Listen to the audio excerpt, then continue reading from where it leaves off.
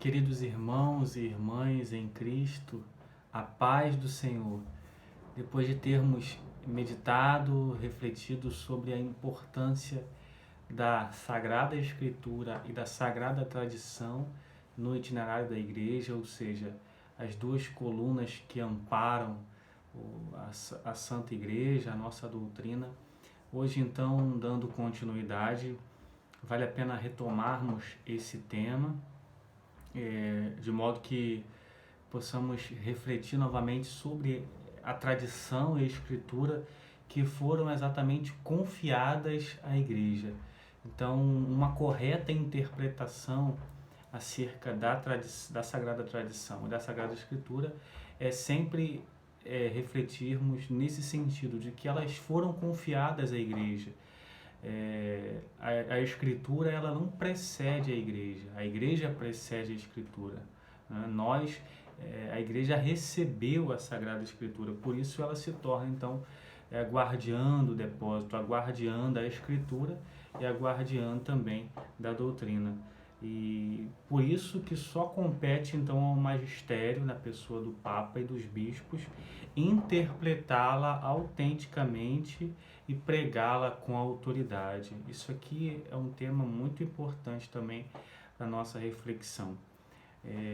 As divisões que tivemos na história da igreja tocaram também nesse tema muito importante, porque quando alguns homens ressurgiram, né, dentro do seio da igreja, com esse sentido de interpretar a Sagrada Escritura individualmente, fora da igreja, fora do magistério, acabaram rompendo com a igreja. Haja vista as heresias que nós tivemos dos primeiros séculos, de homens que interpretaram a palavra sem a assistência do magistério da igreja.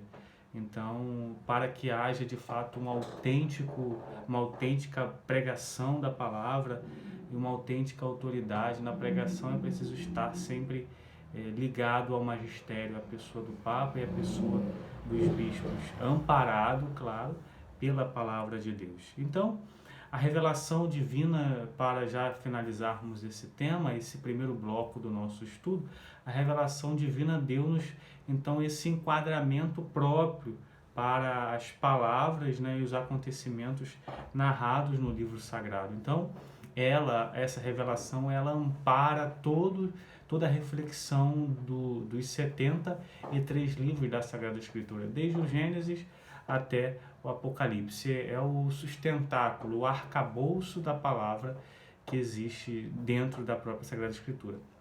Então, a causa incorreta, né, só para finalizarmos o nosso raciocínio, a causa incorreta ou para uma incompleta compreensão do texto sagrado não deve-se consequentemente à malícia de muitas pessoas. Pelo contrário, deve-se exatamente à ignorância, ou seja, porque muitas pessoas, ao interpretar a palavra, elas ignoram essas duas características centrais, que são exatamente a Sagrada Escritura e a Sagrada Tradição.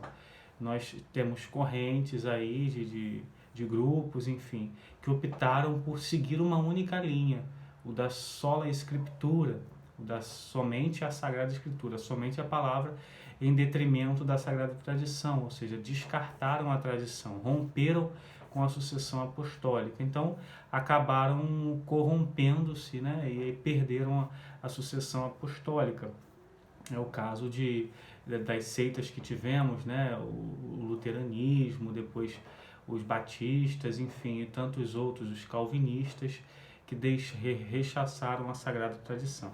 Por isso, por conta de ter ignorado exatamente esses dois pilares com os quais fundamentam a doutrina católica.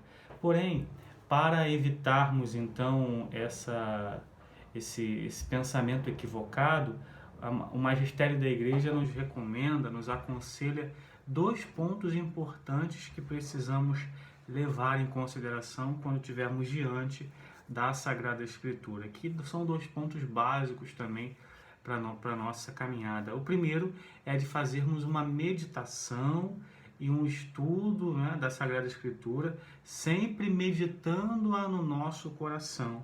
e em particular para que possamos nos animar, né, nos aprofundar nesse conhecimento da verdade revelada. Por isso a igreja recomenda vivamente que façamos diariamente, se possível, a chamada Lexio Divina, ou seja, é o estudo orante, né, a meditação ali, o estudo, a reflexão orante com a palavra de Deus, não é aqueles passo a passos que nós já conhecemos da Lexio Divina, se debruçar sobre o texto, né? O que o texto está dizendo para mim, o que o texto me leva a dizer a Deus, o que o texto me leva a dizer aos outros a partir da minha oração para com Deus à luz da palavra. Então, esses são os métodos da meditação que todos nós cristãos precisamos fazer. É importante também ressaltar que a meditação deve ser feita com a palavra de Deus. Ela é uma fonte inesgotável de riqueza. Então, se eu vou para a minha meditação amparado por outros livros, sem o amparo do texto bíblico, eu não estou fazendo uma meditação da palavra. Eu estou fazendo uma meditação do livro, do outro livro, de um comentário, por exemplo, da Sagrada Escritura.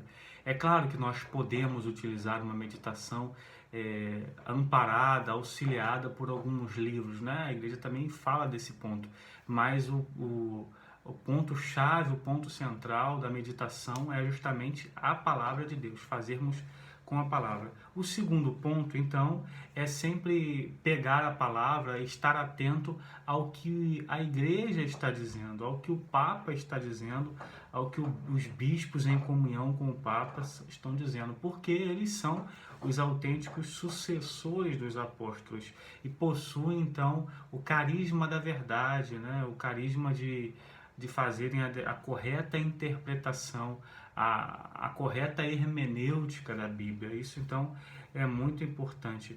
E essa, então, meditação, essa leitura meditada, ela é recomendada vivamente porque faz parte exatamente da história da igreja. Muitos santos praticaram essa meditação, muitos santos fizeram essa interpretação bíblica sempre amparado pelo magistério. Por isso que eu e você, caminhando nessa esteira, a gente caminha por um caminho que não nos leva ao erro, né? Nos leva sempre à verdade de Jesus, à verdade da Sagrada Escritura. Portanto, não basta somente, meus irmãos, o estudo da Bíblia, porque nós sabemos, muitos hoje conhecem a Bíblia, né?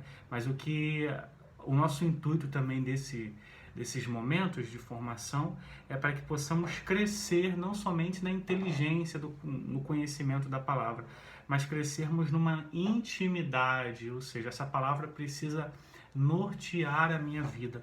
Essa palavra precisa ser, como diz o autor da carta aos Hebreus, luz para os meus passos.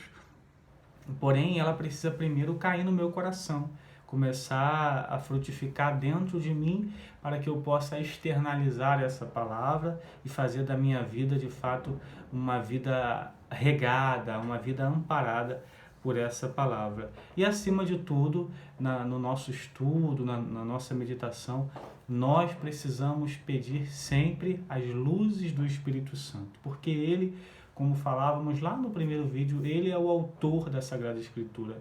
E ninguém melhor do que o próprio autor para nos explicar um livro, um tema de um livro. Então, sempre é importante recorrermos a ele, suplicar a ele os seus auxílios, que derrame sobre nós sabedoria necessária para que possamos, de fato, aprofundar cada vez mais nessa palavra que nos ajuda, que nos impulsiona, que nos anima, principalmente nesses tempos difíceis.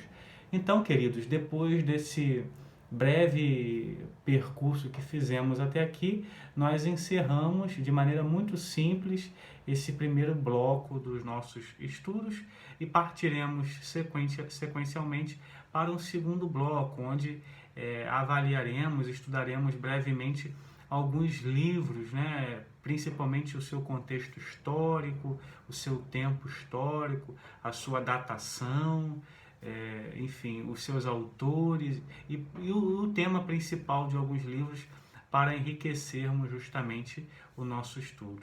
Tá bom? Então, agradeço a você, a sua companhia ao longo desses vídeos. Iniciaremos em breve um novo percurso para juntos caminharmos amparados por essa palavra, a fim de que ela possa frutificar em nós e possamos nós darmos frutos para a messe do Senhor. Deus abençoe você pela intercessão de Nossa Senhora. Em nome do Pai, do Filho e do Espírito Santo. Amém.